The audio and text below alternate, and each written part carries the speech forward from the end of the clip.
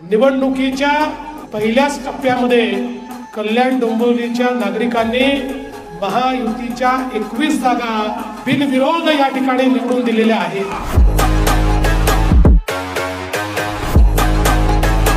अर्थात यामुळे काहींना पोटदुखी देखील झाली आहे. पण मी त्यांना कालच सांगितलं, तुमको मिरची नहीं तो मैं क्या, तुमको मिरची नहीं तो मैं क्या.